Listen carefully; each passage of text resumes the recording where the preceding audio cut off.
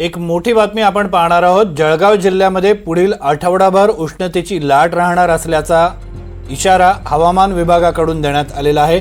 वाढत्या तापमानामुळे जिल्हाधिकाऱ्यांनी 144 कलम लागू केलेला आहे। सकाळी 11:30 ते संध्याकाळी 4:30 या काळात बाहेर जाणं नागरिकांनी टाळावं असं आवाहन देखील करण्यात आलेलं आहे। वाढत्या तापमानामुळे कामगारांना काम करणं बंधनकारक करता येणार नाही। अत्यावश्यक सेवांमध्ये कामाच्या ठिकाणी पाण्याची सोय, पंखे, कूलर यासारख्या उपाययोजना करणं आवश्यक असल्याचं या सूचनेमध्ये म्हटलेलं आहे। मंगेश जोशी आपले प्रतिनिधी आपल्या सोबत आहेत। मंगेश, यापूर्वी अशी कधी परिस्थिती उद्भवली होती का? नक्कीच सर, खरं तर गेल्या 8 दिवसापासून जे आहे जळगाव जिल्ह्यात उष्माघाताचा धोका हा मोठ्या प्रमाणात वाढलेला आहे। कारण उष्णतेची लाट जी आहे ती जिल्ह्यामध्ये पाहायला मिळते। तर पुढील आठवड्याभरातही उष्णतेची लाट कायम राहणार असल्याचा अंदाज जो आहे तो हवामान खात्याने वर्तवलेला होता। खरं तर गेल्या काही वर्षाच्या तुलनेत यंदाचं तापमान जे आहे हे सर्वाधिक म्हटलं जातं आणि याच अनुषंगाने खरं तर उष्माघाताचा धोका टाळण्यासाठी जिल्हा प्रशासन आता अलर्ट मोडवर आल्याचं पाहायला मिळत असून आणि याच पार्श्वभूमीवरती जिल्हाधिकारी आयुष प्रसाद यांनी जिल्ह्यामध्ये 144 कलम जो आहे लागू करण्यात आलेला आहे।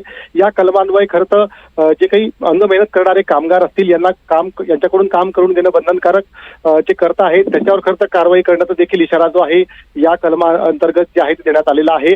सोबतच त्या ठिकाणी अत्यावश्यक सेवा असतील त्या ठिकाणी योग्य त्या उपाययोजना, एसी, कूलर, पंखे, पाण्याची पिण्याची सोय या सर्व गोष्टी ज्या आहेत त्या गरजेच्या असल्याचं त्या ठिकाणी नमूद करण्यात आलेलं आहे। तर दुसरीकडे जे काही कोचिंग क्लास आहेत, खाजगी कोचिंग क्लास आहे, या ठिकाणी विद्यार्थ्यांना खरं तर काळजी घेण्याचं आवाहन जे आहे संबंधित कोचिंग क्लास संचालकांना करण्यात आलेलं आहे। सकाळी 10 पर्यंत खरं तर कोचिंग क्लास सुरू ठेवावे, त्यापेक्षा अधिक वेळ म्हणजे दुपारी 10 ते सायंकाळी 5 वाजेपर्यंत जे आहे तर कोचिंग क्लास सुरू करायचे असतील त्या अनुषंगाने त्या ठिकाणी योग्य खबरदारी घेणं आवश्यक आहे आणि संपूर्ण जबाबदारी जी आहे ती कोचिंग क्लास संचालकांची राहणार आहे। आणि याच अनुषंगाने खरं तर उष्माघाताचा धोका टाळण्यासाठी जे आहे विविध आदेश आणि विविध सूचना आणि आवाहन जे आहे जिल्हा प्रशासनाच्या वतीने करण्यात आलेलं आहे।